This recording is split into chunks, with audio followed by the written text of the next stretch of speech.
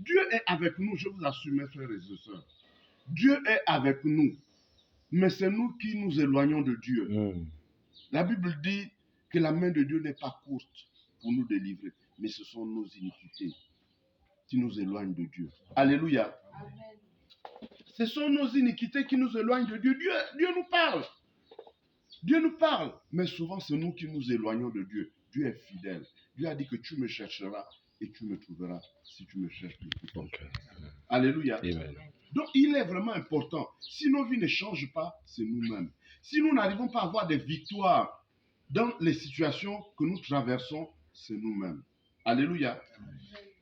Si nous voulons réellement avoir enlevons l'iniquité de nos vies. Et parce que cette iniquité-là fait en sorte souvent que le Seigneur est en train de nous parler, l'iniquité se met devant.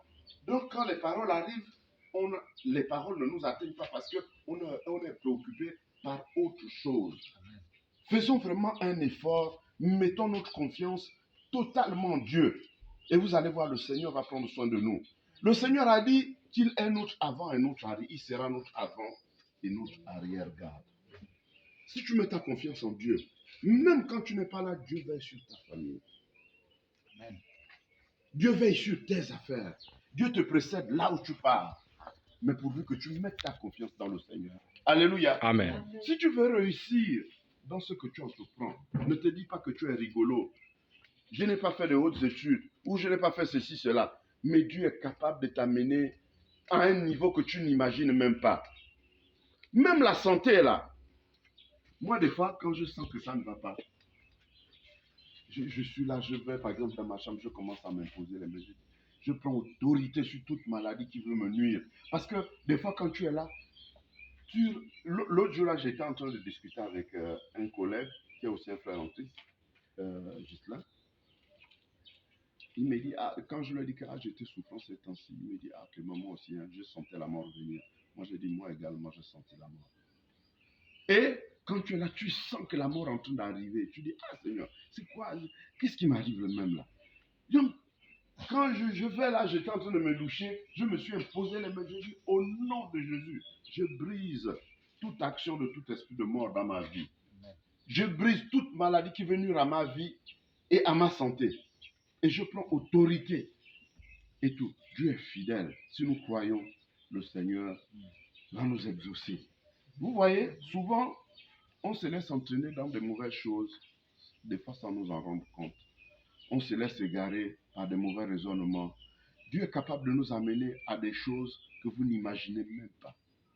La Bible dit, le Seigneur dit que vous ferez tout ce que j'ai fait, vous ferez même des plus grands miracles que j'ai fait pendant que j'étais sur cette terre. Oui, c'est important. Mais il est important que nous puissions mettre notre confiance dans le Seigneur.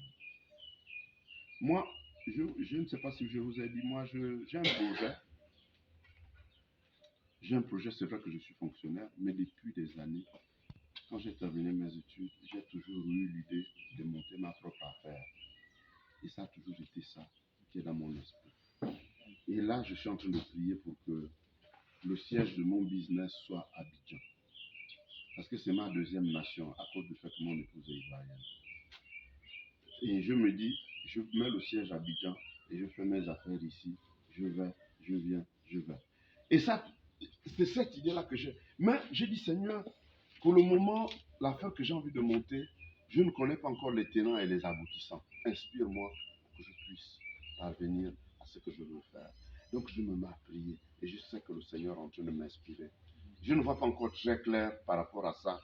Mais depuis des années, j'ai toujours eu ça à l'esprit. Je me suis toujours dit, Seigneur, je veux faire des affaires. Je veux créer un cabinet international qui prospère. Et donc je prie le Seigneur, je veux qu'il m'inspire.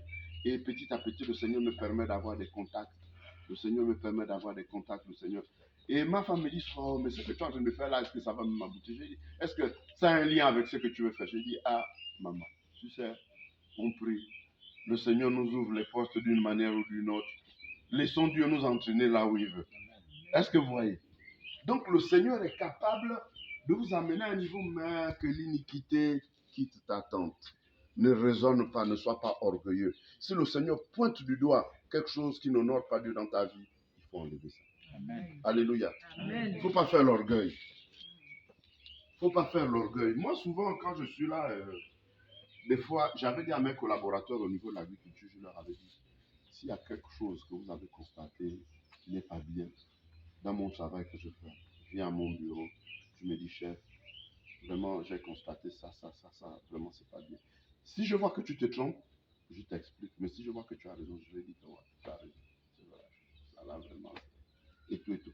Et moi, c'est souvent ça, quand je suis avec mes collaborateurs. Quand quelque chose n'est pas bien, moi, je ne fais pas l'orgueil. Quand mon collaborateur vient me dire, ah, mes chefs, mais telle chose, je dis, oui, tu as raison, effectivement. Mais c'est là où je dis que tu sais, nous, on est des hommes, là, et que des fois, on fait des erreurs. Et c'est comme ça. Voilà. Donc, et mais,